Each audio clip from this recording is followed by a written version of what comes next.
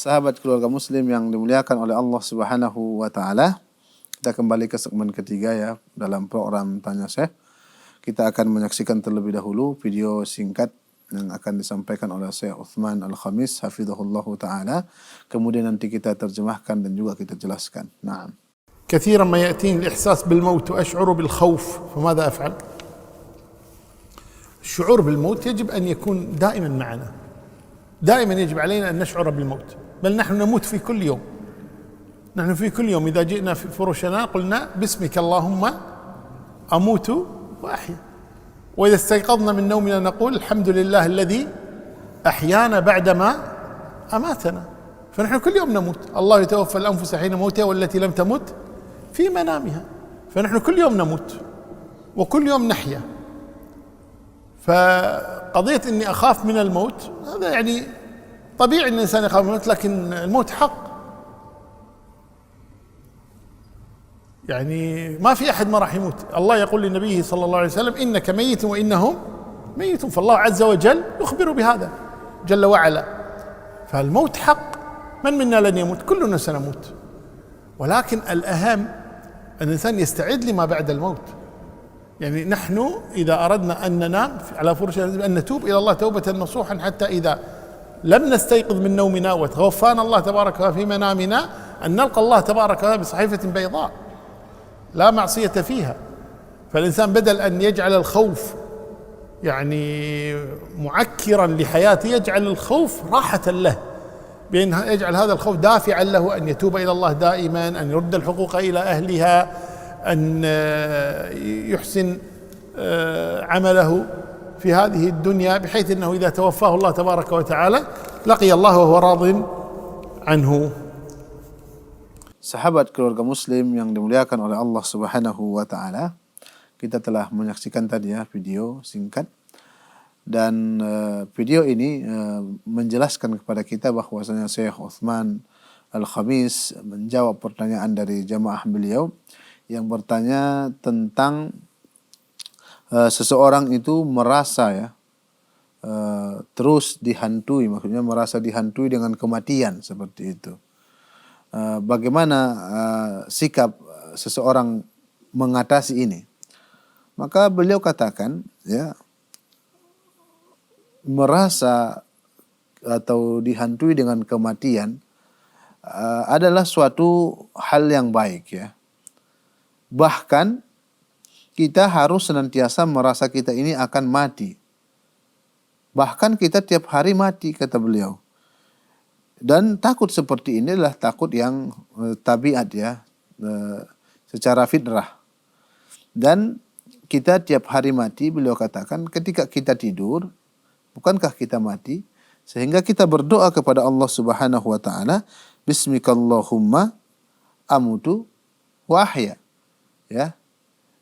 Dengan menyebut nama Allah Subhanahu wa taala, ya. Amutu wa ahya. Saya mati dan juga saya hidup. Ya. Jadi di sini menunjukkan bahwasanya tidur itu juga disebut dengan mati ya. Namun bukan mati yang hakiki. Jadi dengan ini seorang banyak mengingat kematian ya, akan menguatkan dirinya untuk meninggalkan kemaksiatan kepada Allah Subhanahu wa taala, karena setelah kematian adalah awal ya. Awal seseorang itu menuju akhirat, yaitu di alam barzah dia akan mendapatkan apa yang dilakukan di dunia. Ketika dia melakukan kebaikan, melakukan kebenaran, melakukan kebijakan di dunia, maka dia akan menua itu, dia akan mendapatkan kebahagiaan, kuburannya bagaikan taman-taman di surga ya. Namun jika sebaliknya, ketika di dunia banyak melakukan maksiat, banyak melakukan dosa, banyak melakukan kezaliman dan dia tidak bertaubat, maka dia akan merasakan di dalam kuburan itu adalah kuburan yang sangat panas seperti bara dari bara api neraka. Ketika seorang memperhatikan ini, maka dia akan banyak melakukan kebaikan ya. Bahkan Nabi kita Nabi Muhammad sallallahu alaihi wasallam ya mengatakan kepada kita, aktsiru min dzikri hadimil ladzat ya. Perbanyaklah untuk mengingat hal-hal yang membinasakan kelezatan. yaitu mengingat kematian. Ketika seorang itu banyak mengingat kematian, maka dia berusaha untuk jauh dari maksiat kepada Allah Subhanahu wa taala ya. Jadi setiap saat atau setiap hari kita merasakan kematian itu. Ketika kita bangun, kata beliau, bahkan kita membaca doa, alhamdulillahilladzi ahyana ba'dama amatana wa ilaihin nusyur. Segala puji bagi Allah Subhanahu wa taala ya, yang telah menghidupkan kami ya setelah kematian kami, wa ilaihin nusyur, dan kepada Allah lah kita akan dibangkitkan. Bahkan Allah Subhanahu wa taala mengatakan kepada Nabi Muhammad sallallahu alaihi wasallam, innaka mayyitun wa innahum mayyitun. Sesungguhnya engkau akan mati ya, kata Allah kepada Rasulullah sallallahu alaihi wasallam, wa innahum mayyitun, dan mereka juga akan mati. Dan juga kullu nafsin dha'iqatul maut. Setiap yang berjiwa, setiap yang bernyawa itu akan mati. Jangankan manusia, hewan pun akan mati semua. Jangankan kita, malaikat pun akan mati semua. Ya. Yang tinggal hanya Allah Subhanahu wa taala. Zat Hayyun dan juga Qayyum, Maha hidup. Ya. Jadi seseorang dihantui dengan kematian ya, sering-sering takut dengan mati, maka ini adalah suatu kebaikan. Namun jika takutnya berlebihan dan tidak membuat dia lebih taat kepada Allah Subhanahu wa taala, maka inilah ketakutan yang tercela. Ya, ketakutan yang tercela.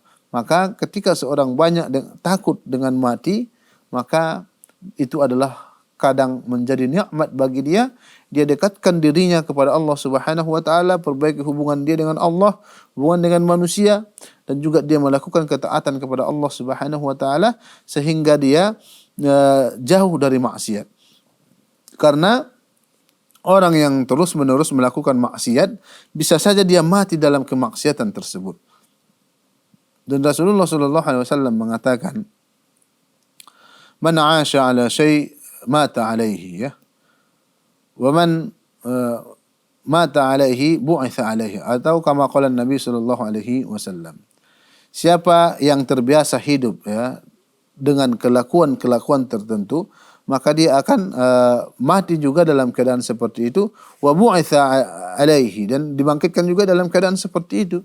Ketika seorang di dunia terbiasa dengan mabuk-mabukan ya, minum khamar atau yang sejenisnya, maka dia nanti akan dimatikan oleh Allah Subhanahu wa taala dalam keadaan seperti itu, dan juga akan dibangkitkan dalam keadaan seperti itu.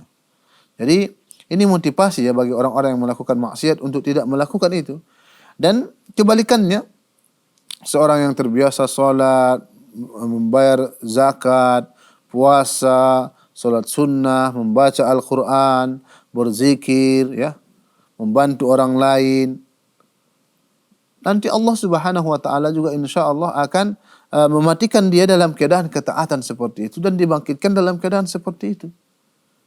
Jadi kita kaum muslimin ya, berusahalah untuk mati dalam keadaan husnul khatimah dan mati dalam keadaan muslim ya. Jika seorang itu mati dalam keadaan non muslim ya, maka kita yakini secara akidah yang benar, maka dia akan kekal di neraka selama-lamanya. Maka Allah Subhanahu wa taala mengatakan, ya ayyuhalladzina amanu taqullaha haqqa tuqatih, wahai orang-orang yang beriman, bertakwalah kepada Allah Subhanahu wa taala dengan sebenar-benar takwa. Bukan hanya itu saja, wala tamutunna illa wa antum muslimun. Dan janganlah mati ya, dan janganlah kalian sekali-kali mati, wafat, kecuali dalam keadaan seorang muslim. Tentunya kita meminta kepada Allah Subhanahu wa taala agar kita semua ini ya dimatikan dalam keadaan muslim dan juga dimatikan dalam keadaan husnul khatimah. Sahabat keluarga muslim yang dimuliakan oleh Allah Subhanahu wa taala, ini yang dapat kita sampaikan ya. Mudah-mudahan yang kita sampaikan ini bermanfaat untuk kita dunia dan juga akhirat. Dan apa yang saya sampaikan dari awal, jika itu benar itu dari Allah dan juga Rasulnya, dan jika itu salah itu dari diri saya sendiri dan godaan iblis. Aqulu qouli hadza wa astaghfirullah li wa lakum wa lisairil muslimin wastaghfiruhu innahu huwal ghafurur rahim. Assalamualaikum warahmatullahi wabarakatuh.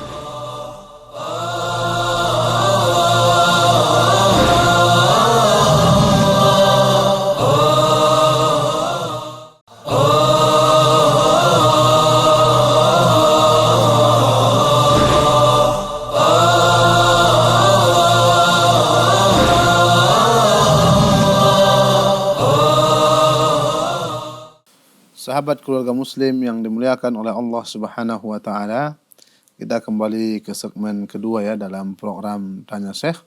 Kita akan menyaksikan terlebih dahulu, kemudian nanti kita akan terjemahkan, kemudian kita jelaskan. Nah. Ahsanallahu ilaik. Qala al-muallif rahimahullah, babu adab at-takhalli. Al-adab fi'lu ma yustahsan wa tarku ma yustaqbahu shar'a, fayusannu lidakhil al-khala'i ومريد لقضاء حاجة في الصحراء تقديم رجله اليسرى، وقول بسم الله أعوذ بالله من الخبث والخبائث، وإذا خرج قدم اليمنى وقال غفرانك الحمد لله الذي أذهب عني الأذى وعافاني. نعم، هو لم يثبت شيء حقيقة عن النبي صلى الله عليه وسلم في دخول الخلاء أنه يدخل باليسرى أو يدخل أو باليمنى، ما ثبت شيء عن النبي صلى الله عليه وسلم، ولكن ثبت عن النبي صلى الله عليه وسلم إنه كان إذا أراد أن يدخل المسجد قدم رجله اليمنى، وإذا خرج قدم رجله اليسرى. فقال بعض أهل العلم قالوا هذا أشرف مكان هو المسجد، أخبث مكان الحمام، إذا نعكسها، يدخل الحمام يقدم رجله اليسرى، وإذا خرج يقدم رجله اليمنى. لكن لم يثبت شيء عن النبي صلى الله عليه وسلم، وإنما أخذ أهل العلم قياسا، قياس العكس، يعني قال لما كان المسجد أطهر مكان وتدخل باليمنى وتخرج باليسرى، هذا أخبث مكان، إذن تدخل باليسرى وتخرج باليمنى. وأما قول بسم الله أعوذ بالله من الخبث والخبائث، بسم الله تستخدم لغرضين، بسم الله تستخدم لغرضين. إذا كنت فقط تبي تقضي حاجتك وتمشي زين، فتقول بسم الله لأجل العورة حتى لا يرى عورتك الجن. أنت دخلت إلى الحمام ليش ما قضيت حاجتك قدام الناس؟ حتى لا يرى الناس عورتك. طيب الجن شلون تستر عنهم؟ بقول بسم الله. يقول النبي صلى الله عليه وسلم بسم الله ستر ما بين أعين الجن وعورات بني آدم، يعني الله تبارك وتعالى ما يخلي الجن يشوف عورتك إذا قلت بسم الله. فالإنسان يقول بسم الله لستر عورته عن الجن حتى لا يرى الجن عورته. هذا الاستخدام الثاني اللي هو إذا كنت بتتوضأ، والوضوء يسن له قول بسم الله في البداية. فإذا كنت بتدخل الحمام تبي تقضي حاجتك وتبي تتوضأ مثلا، فتقول بسم الله اللهم إني أعوذ بك من الخبث والخبائث، بسم الله. الأولى تقصد فيها ستر عورتك عن الجن، الثانية تقصد فيها بداية الوضوء، بسم الله للوضوء. نعم. قال أعوذ بالله من الخبث والخبائث، الخبث ذكور الجن والخبائث إناث الجن، فتقول هذا الدعاء حتى لأن هذه أماكنهم، حتى لا يصيبك أذى منها من الجن، فتقول اللهم إني أعوذ بك من الخبث والخبائث، يعني أن يؤذوني، أن يؤذيني الجن، لأن هذه أماكنه. لذلك تشوفون هذول اللي فيهم وسواس ولا كذا، اللي يطول بالحمام زين، يعني مشكلته إنه يعطي الجن فرصة للسيطرة عليه، لأن هذا مكانهم، داش بيتهم، واضح ولا لا؟ يعني داش قاعد عندهم الآن، فلذلك يعني يتعب كثير، لأنه يعطي الجن فرصة أنهم يؤثرون به، والله المستعان. قال وإذا خرج قدم اليمنى وقال غفرانك. غفرانك تقال لسببين، قال بعض أهل العلم غفرانك يعني اللهم نستغفرك إني طوال هذه الفترة ما ذكرتك. الإنسان ما يذكر الله وقت قضاء الحاجة، فيستغفر إنه قاعد مدة ما ذكر الله سبحانه وتعالى. أو غفرانك كما أنك طهرتني من الأذى البدني، فأستغفرك لتطهرني من الأذى اللي هو الروحي، اللي هو أذى السيئات والمعاصي وكذا، فكما طهرتني بها طهرني أيضا من الذنوب. ثم زيادة الحمد لله الذي أذهب عني الأذى وعافاني، هذه لم تثبت عن النبي صلى الله عليه وسلم، لكن لو قالها الإنسان ما فيها بأس إن شاء الله، لكن لم تثبت. عن النبي صلى الله عليه وسلم في حديث صحيح. نعم. Sahabat keluarga muslim yang dimuliakan oleh Allah Subhanahu wa taala, kita telah menyaksikan tadi ya video singkat yang disampaikan oleh Syekh Utsman Al-Khamis hafizahullahu taala. Semoga Allah Subhanahu wa taala menjaga beliau. Beliau menjelaskan ya tentang adab-adab masuk kamar mandi atau WC ataupun toilet ya. Dan sebelum beliau menjelaskan, murid beliau membacakan kitab ya yang beliau syarah ya dari kitab Mukhtasar Al-Muqni' itu. Muridnya tadi mengatakan al-adab ya. Apa yang dimaksud dengan adab itu adalah fi'lu ma yustahsan ya. Melakukan apa yang dianggap itu baik. Jadi adab itu adalah melakukan apa saja yang dianggap baik dan kemudian meninggalkan apa yang dianggap buruk oleh syariat. Jadi apa yang dianggap baik menurut syariat dan buruk menurut syariat itulah yang benar ya. Jadi adab itu adalah melaksanakan atau melakukan apa yang dianggap baik dan meninggalkan apa yang dianggap buruk oleh syariat. Kemudian dalam hal ini beliau menjelaskan tentang adab takhalli tadi, masuk kamar mandi. Maka dibacakan tadi oleh murid beliau bahwasanya di antara adabnya adalah melangkahkan kaki kiri terlebih dahulu ya. Kemudian membaca doa ya yang sangat terkenal, Allahumma inni a'udzubika minal khubuthi wal khaba'ith. Kemudian ketika keluar lebih mendahulukan kaki kanan, kemudian membaca ghufranak, kemudian ditambahkan tadi alhamdulillahilladzi adhhaba 'annil adza wa 'afani.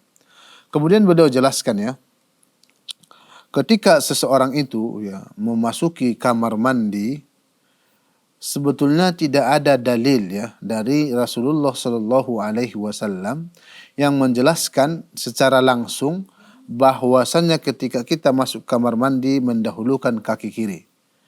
Namun hal ini adalah sebagai kiasan ya. Ketika seseorang masuk ke tempat yang paling mulia, apa itu adalah masjid. Dan Rasulullah Shallallahu Alaihi Wasallam memerintahkan kita untuk melangkahkan kaki kanan terlebih dahulu ketika masuk. Kemudian ketika keluar kita melangkahkan kaki kiri. Maka para ulama mengkiaskan ini adalah tempat yang paling mulia. Kemudian bagaimana dengan tempat yang paling buruk? Di antara tempat yang paling buruk adalah kamar mandi atau WC atau toilet dan yang sejenisnya ya. Maka kebalikan dari itu, kita melangkahkan kaki kiri terlebih dahulu, kemudian ketika keluar kita melangkahkan kaki kanan. Kemudian doa ya yang diajarkan oleh Rasulullah Shallallahu Alaihi Wasallam, yang pertama adalah sebelum membaca doa masuk kamar mandi kita membaca Bismillah. Dan membaca Bismillah ini ada dua tujuan ya ketika kita membaca Bismillah. Yang pertama, apa tujuan yang pertama adalah agar aurat kita ini tidak dilihat oleh jin. Kalau aurat kita mungkin tidak dilihat manusia ya, karena kita sudah masuk kamar mandi dan tertutup. Kemudian bagaimana kita agar aurat kita ini tidak dilihat oleh jin dan juga yang sejenisnya? Maka kita membaca Bismillah. Dan ini adalah berdasarkan hadis Rasulullah Shallallahu Alaihi Wasallam yang diriwayatkan oleh Imam Abu Dawud dari sahabat yang mulia Ali bin Abi Thalib radhiyallahu anhu, bahwasanya Rasulullah Shallallahu Alaihi Wasallam bersabda, satru ma baina a'yunil jinni wa awrati bani Adam idza dakhala ahadumul khala an yaqul Bismillah. Jadi seseorang itu agar tertutup auratnya di pandangan jin, di penglihatan jin, yaitu ya auratnya tertutupi dengan mengucapkan Bismillah. Jadi ketika kita mengucapkan Bismillah, maka aurat kita tidak dilihat oleh jin ya. Jadi karena di dalam kamar mandi itu tidak menutupi ya kemungkinan bahwa seseorang itu akan membuka auratnya di kamar mandi. Atau ketika dia berada di padang pasir umpamanya, atau di kebun, atau di sawah, ya, daerah-daerah yang mungkin tidak ada orang, dia juga harus membaca bismillah agar auratnya itu tidak dilihat oleh golongan-golongan jin. Kemudian tujuan yang kedua, ya, yang tadi agar aurat kita tidak dilihat oleh jin. Kemudian tujuan yang kedua, ketika seorang itu mungkin di kamar mandi, dia buang air kecil atau buang air besar atau mandi wajib atau yang sejenisnya, ya, dia mungkin berwudu setelah itu. Kita ketahui di antara adab-adab berwudu itu, ketika kita mau berwudu adalah mengucapkan bismillah. Jadi ketika kita mau masuk kamar mandi, kita niatkan di situ saja. Jangan ketika kita di toilet atau sejenisnya mengucapkan bismillah, karena memang tidak boleh kita berzikir di tempat itu. Karena itulah tempat yang paling buruk, dan tempat itulah tempatnya jin dan yang sejenisnya, ya. Jadi orang yang lama-lama di kamar mandi itu kemungkinan akan mudah dia digoda ataupun dibisik-bisiki oleh jin dan juga saudara-saudaranya. Jadi yang pertama dilakukan adalah mengucapkan bismillah, ya, dengan dua tujuan tadi. Kemudian setelah itu seseorang membaca doa masuk kamar mandi sebagaimana disebutkan dalam Sahihain, ya, diriwayatkan oleh Imam Bukhari dan juga Imam Muslim dari sahabat yang mulia Anas bin Malik radhiyallahu anhu. Rasulullah sallallahu alaihi wasallam jika masuk kamar mandi, ya, beliau mengucapkan Allahumma inni a'udzubika minal khubuthi wal khaba'ith. Rasulullah mengucapkan, ya Allah, sesungguhnya aku berlindung kepadamu dari minal khubuth. Al khubuth ini adalah setan laki-laki, ya. Al khaba'ith setan wanita. Jadi ya Allah, aku berlindung, ya, kepadamu dari setan laki-laki dan juga setan perempuan. Karena di dalam kamar mandi itu adalah tempat mereka, rumah mereka. Jadi kita meminta perlindungan dari Allah Subhanahu wa taala dari keburukan-keburukan yang diberikan oleh setan laki-laki ataupun setan perempuan tadi. Kemudian ketika seseorang, ya, keluar dari kamar mandi, maka dia membacakan doa ghufranak, ya. Dan ini, ya, hadis yang diriwayatkan oleh istri Rasulullah, ya, sahabi, ya, istri Rasulullah Aisyah radhiyallahu anha, beliau mengatakan, kana Nabi sallallahu alaihi wasallam idza kharaja minal khala, Rasulullah sallallahu alaihi wasallam ketika beliau keluar dari khala, ya, tempat buang air kecil atau buang air besar, beliau mengucapkan ghufranak. Ghufranak adalah artinya, ya Allah, ampunilah aku, ya. Dan hadis ini diriwayatkan oleh Al-Khamsah, ya, illa An-Nasa'i, seperti itu. Ya, Rasulullah sallallahu alaihi wasallam mengucapkan ghufranak, ya, ketika keluar kamar mandi. Maknanya apa? Kenapa kita minta ampunan kepada Allah Subhanahu wa taala ketika keluar dari kamar mandi? Di antara jawaban para ulama adalah kita ketahui kamar mandi itu adalah tempatnya jin dan kita tidak dibolehkan di situ untuk berzikir, ya. Sedangkan dalam setiap waktu, setiap saat kita diperintahkan untuk berzikir kepada Allah Subhanahu wa taala. Ketika kita di kamar mandi, kita tidak gunakan waktu itu untuk berzikir. Maka ketika kita keluar, kita mengucapkan ghufranak, ya Allah, ampunilah aku. Ketika di kamar mandi saya tidak berzikir karena memang tidak dibolehkan. Jadi ini adalah di antara jawaban para ulama. Jadi kita setiap saat harus berzikir kepada Allah Subhanahu wa taala, dan di kamar mandi kita tidak boleh berzikir, sehingga ketika kita keluar kita minta ampun kepada Allah Subhanahu wa taala. Kemudian, ya, doa yang ditambahkan tadi, yang dibacakan tadi, yaitu alhamdulillahilladzi adzhaba 'annil adza wa 'afani. Ini juga terdapat, ya, dalam Sunan Ibnu Majah dari sahabat yang mulia Anas bin Malik. Beliau mengatakan, ya, jika atau ketika Rasulullah Shallallahu Alaihi Wasallam keluar dari tempat buang air kecil atau buang air besar atau khala lah ya, maka dia mengucapkan doa ini. Namun para ulama ya banyak yang mendoifkan hadis ini, melemahkan hadis ini. Bahkan ada yang mengatakan hadis ini tidak datang dari Rasulullah Shallallahu Alaihi Wasallam. Jadi tidak kita baca ketika keluar dari kamar mandi. Namun jika kita membaca ini, ya, sebagaimana disebutkan oleh Syekh bin Baz, ketika seorang mengatakan ini, dia keluar kamar mandi dengan meyakini ya tidak ini bukanlah hadis Rasulullah Sallallahu Alaihi Wasallam, maka dibolehkan karena memang maknanya benar. Makna dari doa ini adalah benar, yaitu alhamdulillahilladzi adzhaba 'annil adza wa 'afani. Yaitu segala puji bagi Allah Subhanahu wa taala yang telah menghilangkan kotoran dariku ya. Menghilangkan kotoran dariku dan juga menyehatkanku, memberikanku afiah. Maknanya benar, namun derajat hadis ini adalah derajat yang sangat dhaif. Jadi ketika seorang pun membacakan doa ini dibolehkan. Jadi intinya adalah adab kamar mandi ya, memasuki toilet dan sejenisnya disebutkan dalam muhadharah Syekh yang singkat ini hanya beberapa saja. Yang pertama tadi kita ulangi adalah melangkahkan kaki kiri ya, ketika masuk ke kamar mandi dan membaca bismillah, kemudian Allahumma inni a'udzubika minal khubuthi wal khaba'ith. Kemudian setelah itu kita keluar dan melangkahkan kaki kanan, kemudian membacakan ghufranak, ya Allah ampunilah aku. Namun jika seorang ingin menambahkan dengan hadis yang dhaif tadi, alhamdulillahilladzi adzhaba 'annil adza wa 'afani, dibolehkan karena memang maknanya benar. Jadi ini yang disampaikan oleh beliau tadi.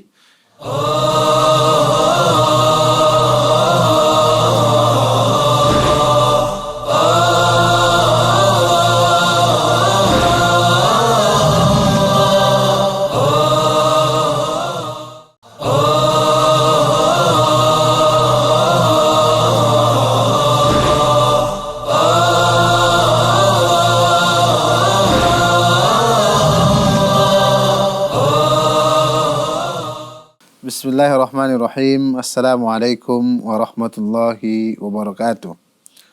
Alhamdulillah wassalatu wassalamu ala Rasulillah wa ala alihi wa ashabihi wa man wala. Sahabat keluarga muslim yang dimuliakan oleh Allah Subhanahu wa taala. Kita kembali ke program kita, program Tanya Syekh. Seperti biasa kita akan menyaksikan terlebih dahulu video yang akan disampaikan oleh Syekh Uthman Al-Khamis hafizahullahu ta'ala, semoga Allah menjaga beliau. Kemudian nanti kita akan terjemahkan dan juga kita jelaskan. Nah. ما حكم الكلام بين الخطبتين في الجمعة؟ الأصل أنه إنسان لا يتكلم أثناء خطبة الجمعة. من قال لصاحبه الصح والإمام يخطب فلا جمعة له. فالكلام لا يجوز، حتى إنه ذهب جماهير أهل العلم أنه لا يرد السلام ولا يشمت العاطس ولا يأمر بالمعروف ولا ينهى عن المنكر إلى هذه الدرجة، ما يفعل شيئا من ذلك طالما أن الإمام يخطب. واختلف في ما بين الخطبتين، أو إذا انقطع حديث الإمام، مثلا الإمام يخطب جاءته نوبة سعال مثلا، بدأ يكح مثلا، توقف عن الخطبة مثلا، طيب، أو لأي سبب من الأسباب، أو بين الخطبتين، فقالوا هنا يجوز الحديث، يعني الحديث يمتنع إذا كان هو يخطب. أما إذا كان ساكتا لأي سبب من الأسباب، من اقترب الميكروفون قاعد يصلحونه مثلا نفرض المكبر الصوت صار في عطل مثلا، بدأوا يصلحونه، خذوا دقيقتين 3 دقائق، ما في بأس انك تتكلم. مثلا الإمام صار يسعل مثلا، ما في بأس انك تتكلم. الإمام جلس بين الخطبتين لا بأس، لكن الجلوس بين الخطبتين لحظات، يعني يخشى انك تتكلم صعد الإمام بتكمل سالفتك راحت عليك الجمعة كلها. فالإنسان لا يحرص على الكلام والإمام يخطب. Sahabat keluarga muslim yang dimuliakan oleh Allah Subhanahu wa taala, kita telah menyaksikan video ya yang disampaikan oleh Syekh Uthman Al-Khamis hafizahullahu taala. Beliau menjawab ya pertanyaan dari jamaah beliau, apa hukumnya seseorang berbincang-bincang atau berbicara dengan temannya ketika khutbah, ya, maksudnya di sini khutbah Jumat, ya. Ketika khatib sudah naik dan berkhutbah, bagaimana hukumnya seseorang berbicara atau berbincang-bincang. Kemudian beliau menjawab, ya, hukum asal, ya, tidak dibenarkan, ya, bagi seseorang untuk bercakap-cakap dengan temannya ketika khatib sudah naik mimbar. Ketika khatib naik mimbar dan juga ketika khatib sedang berkhutbah. Dan perlu kita ketahui, ya, mayoritas ulama atau jumhurul ulama mewajibkan bagi seseorang untuk al-insat athna al-khutbah, artinya mendengarkan dan juga menyimak ketika khatib itu berkhutbah. Dan ini adalah pendapat jumhur, kita katakan tadi, seperti madhabnya Imam Abu Hanifah, madhab Imam Malik, dan juga madhab Imam Hambali, Imam Ahmad, dan juga madhab Imam Syafi'i dalam kitab beliau atau Al-Qaul Al-Qadim, ya, ucapan atau pendapat beliau yang lama. Jadi mayoritas ulama mengatakan bahwasanya hukumnya wajib, ya, bagi seorang untuk menyimak khutbah, ya, maksudnya khutbah Jumat.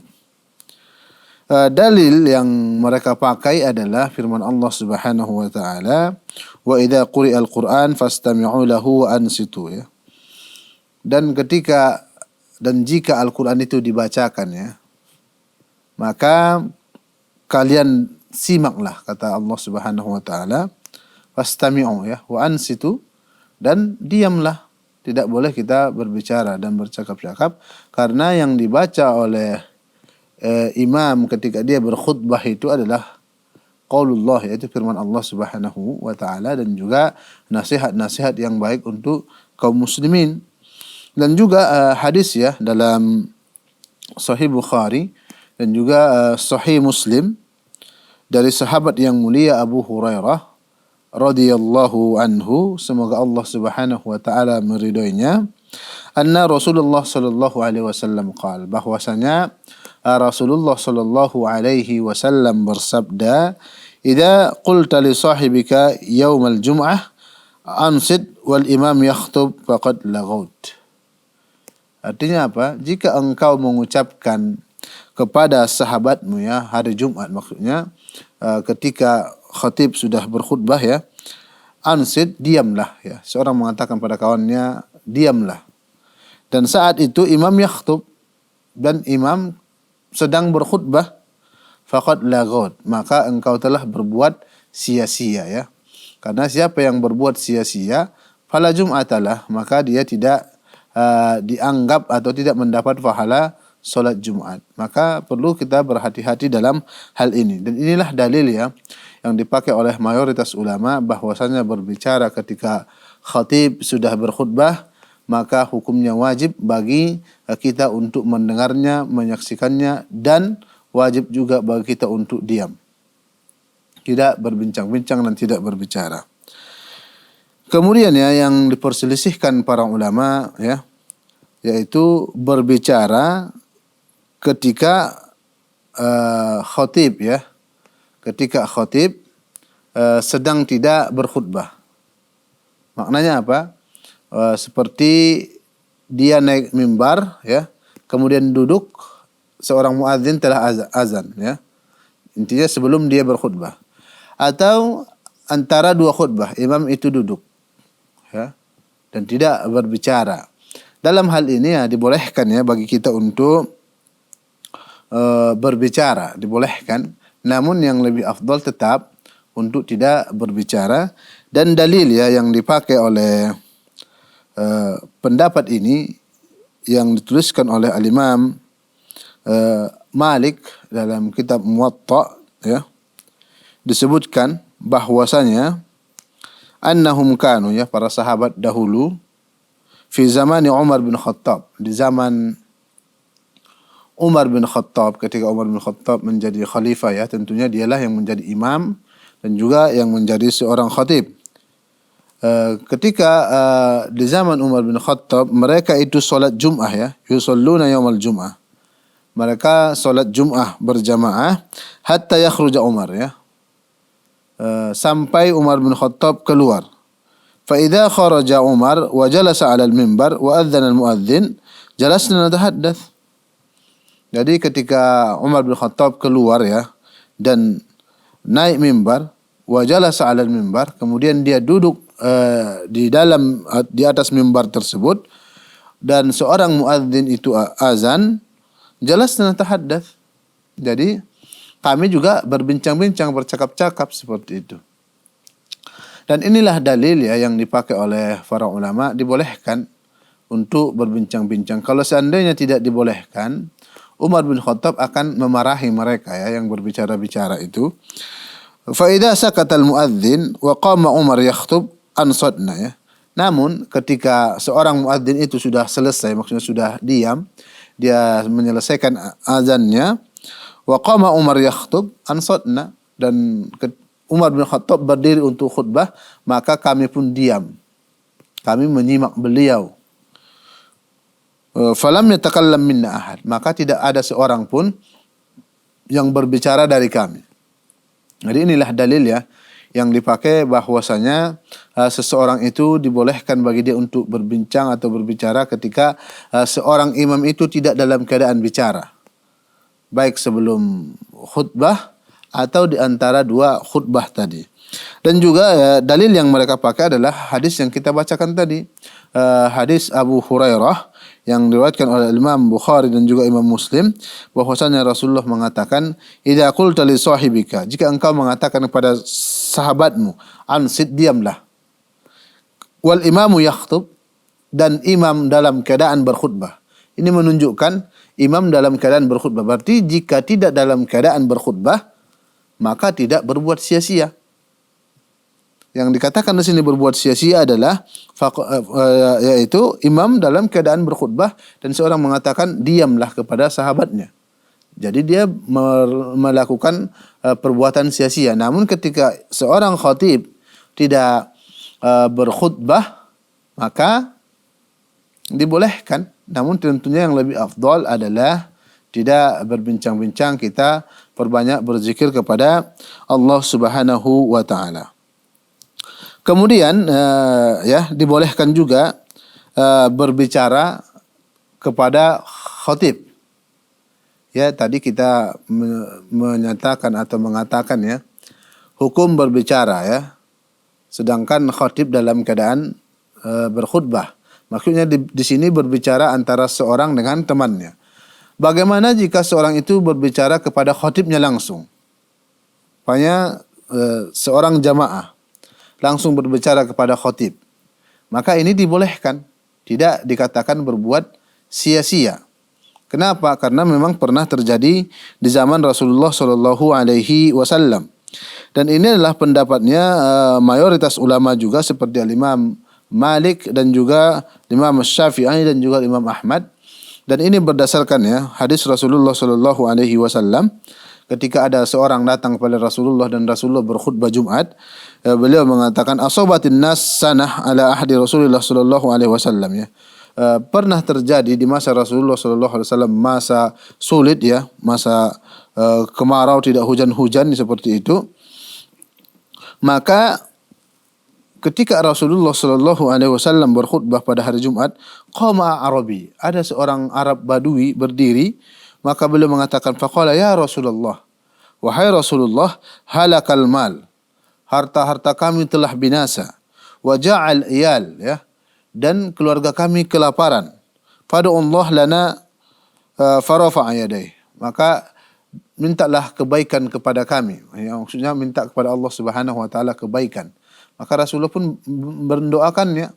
Dan ini menunjukkan ya, jika seorang langsung berbicara kepada khatib tidak dikatakan perbuatan sia-sia.